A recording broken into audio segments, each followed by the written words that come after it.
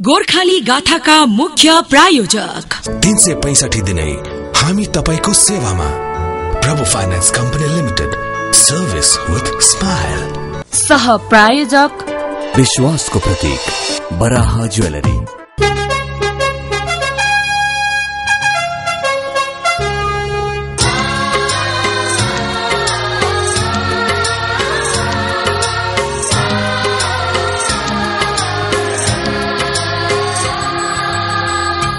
गोर्खाली गाथा, गोर्खाली गाथा, गोर्खाली गाथा। नमस्कार दर्शकबिन, नमस्ते। कार्यक्रम गोर्खाली गाथा लिएर तपाईको टेलिभिजन सेट अगाडि हामी उपस्थित भइसकेका छौं। गोर्खाली समुदायभित्र भएका विस्तृत जानकारी प्रस्तुत गर्ने गर्छौं कार्यक्रम गोर्खाली गाथामा।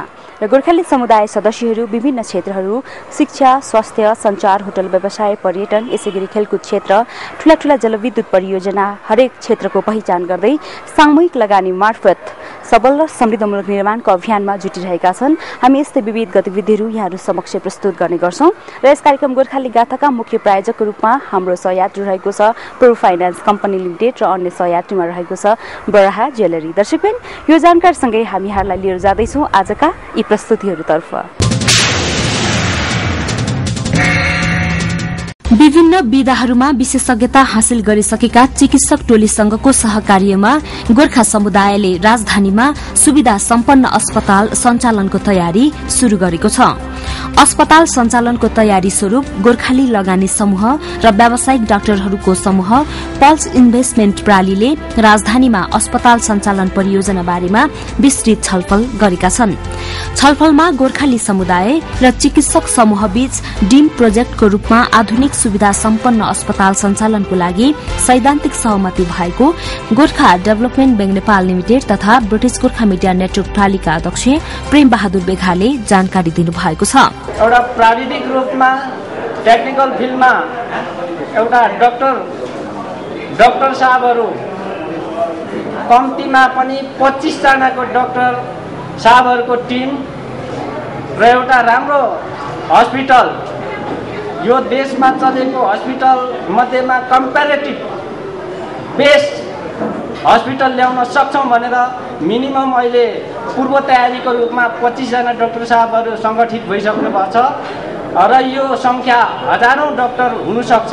अध्यक्ष बेघाले गोर्खाहरूको सामूहिक लगानीमा अस्पताल निर्माण हुन अत्यन्त आवश्यक भएको बताउनुहुँदै भारतीय, सिंगापुर तथा ब्रिटिश अवकाश प्राप्त साथै बहालवाला सबैले 1 महिनाको पेन्सन र तलब मात्र जम्मा गरे एक तथ्याङ्क अनुसार 1 महिनामा लगभग 10 अर्ब 45 करोड़ रूपैयाँ हुने बताउनुहुँदै यस योजनालाई सफल पार्न सम्पूर्ण भारतीय, सिंगापुर तथा ब्रिटिश गोर्खाहरू एकजुट हुन आग्रह समेत गर्नुभयो। छलफलमा व्यावसायिक सञ्जाल गोर्खा कम्युनिटी पोखराका अध्यक्ष मेजर लक्ष्मीप्रसाद गुरुङले विदेशी भूमिको रक्षाका लागि बन्दुक र बारूदसँग खेलेर बाँकी जीवन अब स्वदेशको आर्थिक सामाजिक विकासमा लगाउन अस्पताल जस्तो परियोजना लगानी गर्नुपर्ने बताउनुभयो। हामीले यो हस्पिटलमा चाहिँ तपाईहरुले चाहिँ ढुक्क भएर हैन कम्तीमा भने 1 लाखदेखि माथि चाहिँ हामीले चाहिँ सहयोग लगानी गर्यो भने चाहिँ कोही सक्दैन, यो यसमा कुनै समस्या हुँदैन। किनभने कुनै चिजलाई अगाडि बढाउनको लागि चाहिँ आर्थिक एकदम जरुरी हुन्छ। अनि अर्को कुरा के हो भन्छ भने त्यसमा चाहिँ के भने काम गर्ने मान्छेहरू चाहिँ के भने इमानदारी अनि त्यो संस्था चाहिँ पारदर्शी भयो भने कुनै शंका हुँदैन।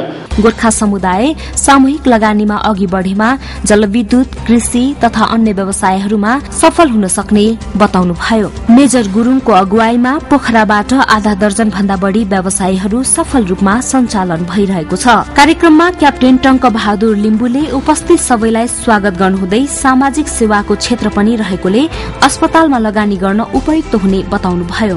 उहाँले गोर्खा समुदायले सामूहिक लगानी गरेर अस्पताल सञ्चालनको योजना शुरू गर्न लागेको बताउनुभयो। यस्तै regimental association of Nepal Ranka अध्यक्ष गोर्खा अग्रज मेजर भीम बहादुर गुरुङले विशेषज्ञता हासिल गरिसकेका युवा चिकित्सक टोलीहरूले गोर्खाहरूसँगको सहयात्रा आरम्भ गरेकोमा खुशी व्यक्त गर्नुहुँदै आफूले यस योजनालाई सफल पार्न सक्दो प्रयास गर्ने प्रतिबद्धता प्रतिबद्धता व्यक्त गर्नुभयो।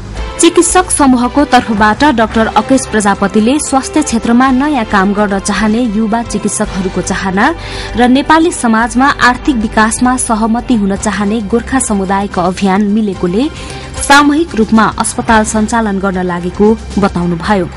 ड्रीम प्रोजेक्टको रूपमा रहेको अस्पताल स्थापना परियोजना नेपालमा हालसम्म स्थापना भएको अस्पताल भन्दा फरक हुने उहाँले बताउनुभयो। सो अवसरमा विभिन्न विधामा विशेषज्ञता हासिल गरिसकेका चिकित्सकहरू doctor Vipendra Rai, doctor Vipin Bhattachan, doctor Shirish Prasad Amatya, doctor Ramkrishna Barakoti लगायतले अस्पताल स्थापनाबारे विस्तृत रूपमा तयार पारिएको योजना गोर्खा समुदायमाझ जानकारी गराउनु भएको थियो। यसैगरी पल्स इन्भेस्टमेन्ट प्रालीका अध्यक्ष केदार प्रसाद प्रजापतिले गोर्खाहरूसँगको सहयात्राले आफूहरू गौरवान्वित भएको बताउनुहुँदै मुलुक विकासको विभिन्न क्षेत्रहरूसँगै स्वास्थ्य क्षेत्रको विकासमा पनि गोर्खाहरूको सामूहिक लगानीले महत्वपूर्ण योगदान पुर्याउनेमा आफू विश्वस्त रहेको विचार व्यक्त गर्नुभयो।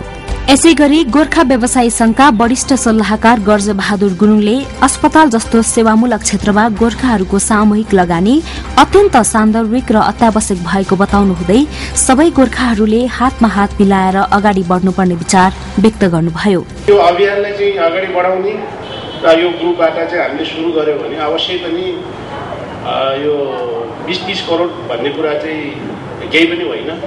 त्यसकारणले हामीलाई एउटा नेम र फेमले चाहिँ यो खोल्ने हो र सेवाको भावनाले यसलाई खोल्ने हो। छलफलमा सहभागी अन्य गोर्खाहरूमा सिंगापुर गोर्खा बचत तथा ऋण सहकारी संस्थाका अध्यक्ष inspector Dhruv Bahadur Gurung, captain Jit Bahadur Gharti, hotel new क्यास्टलका प्रोपाइटर केबी गुरूङ, समाजसेवी विष्णु याक्सो लिम्बू, गोर्खा संचार सहकारी संस्थाकी अध्यक्ष कृष्ण कुमारी सुब्बा लगायत उपस्थित गोर्खा उद्यमी तथा व्यवसायीहरूले आफूहरू अस्पतालमा लगानी गर्न तयार भएको प्रतिक्रिया दिनुभएको थियो। अस्पताल स्थापनाका लागि आवश्यक रकम गोर्खा समुदायले सामूहिक लगानी कम्पनी स्थापना गरी संकलन गरेर चाँडै नै अस्पताल निर्माण कार्य शुरू गरिने मेजर लक्ष्मीप्रसाद गुरूङले बताउनु भएको छ।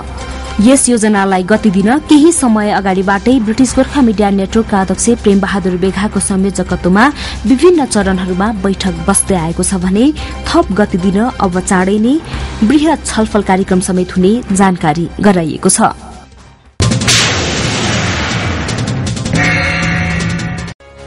गोर्खाहरूको साखको रूपमा रहेको गोर्खा डेभलपमेन्ट बैंक नेपाल लिमिटेडमा पुँजी वृद्धि गरेर पूर्ववत अवस्थामा सञ्चालन गर्न बैंकका प्रमुख लगानीकर्ता बीच सहमति भएपछि बैंक सामान्य अवस्थामा आउने भएको छ।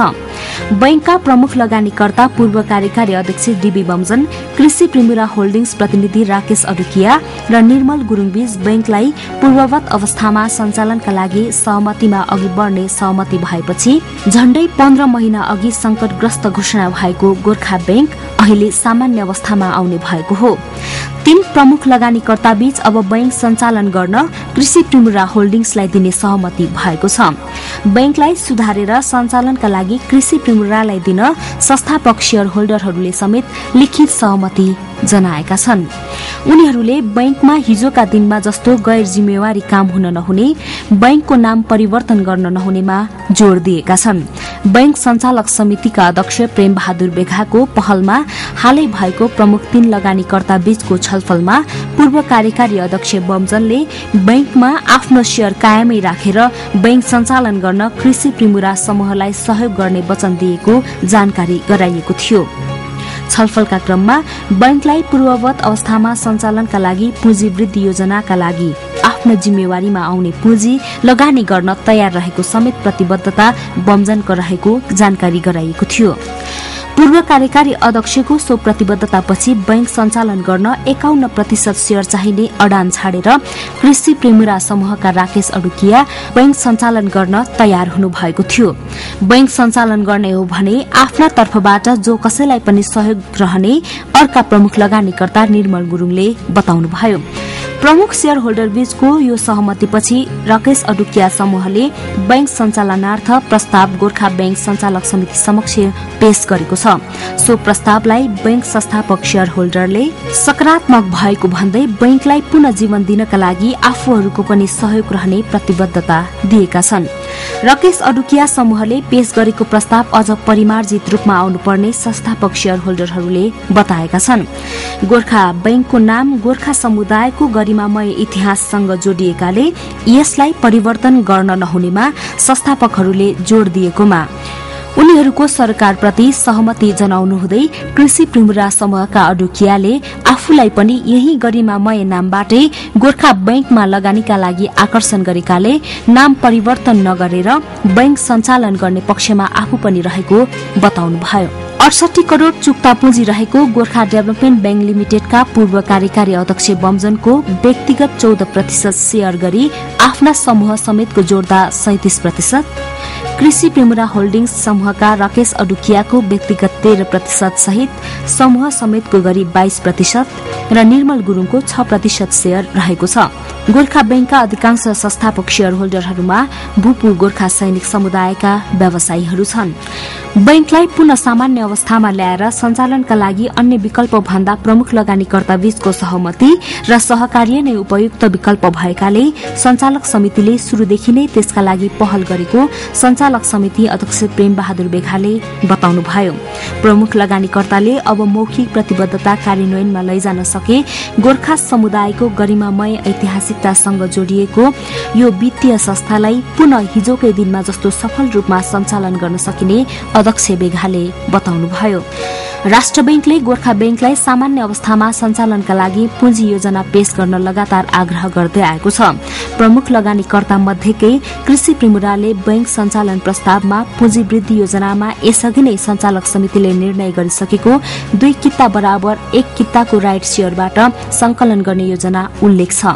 यस क्रममा प्रमुख शेयर होल्डर र संस्थापकले राइट शेयर लिन नचाहेमा नयाँ लगानीकर्तालाई न्यूनतम मूल्यमा शेयर बिक्री गर्न सकिने बताइएको छ।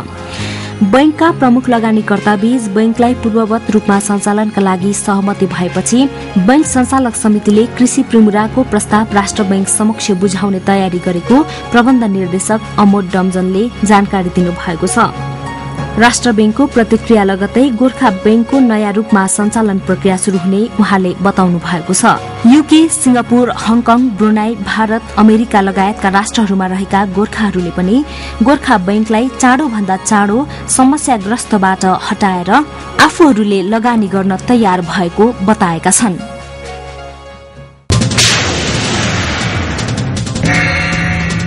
हजुर दर्शकबिन, तपाईँ हेर्दै हुनुहुन्छ सबल र समृद्ध मुलुक निर्माणको अभियानमा जुटेका गोर्खाली समुदायभित्र भएका विस्तृत जानकारी प्रस्तुत गर्ने एकमात्र टेलिभिजन कार्यक्रम गोर्खाली गाथा। अझै पनि हामीसँग कार्यक्रममा विषयवस्तुहरू बाँकी छन्, तर अहिले भने कार्यक्रममा पालो भएको छ छोटो विज्ञापन विश्रामको।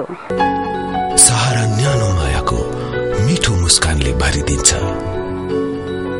ममता र स्नेहको टाढिदैन ती अटुट बन्धन। साना साना हातले आर्जेका धन, अझ त्यसमा मायाको आधार। हरेक पलमा छ विश्वसनीय सेवा, सत्कार र मिठो मुस्कान। हामी दिन्छौं सेवा मुस्कानको साथमा। 365 दिनै हामी तपाईको सेवामा।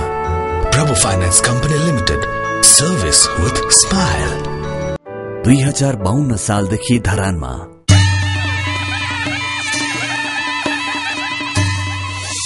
2060 साल काठमाडौँ हुँदै 2065 लन्डनमा,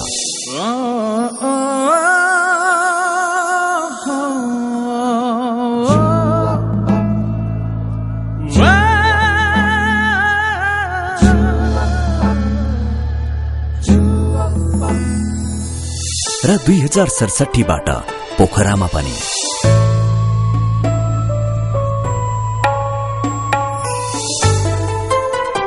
विश्वासको प्रतीक बराह ज्वेलरी अब धरान, काठमाडौँ, पोखरा र लन्डनमा।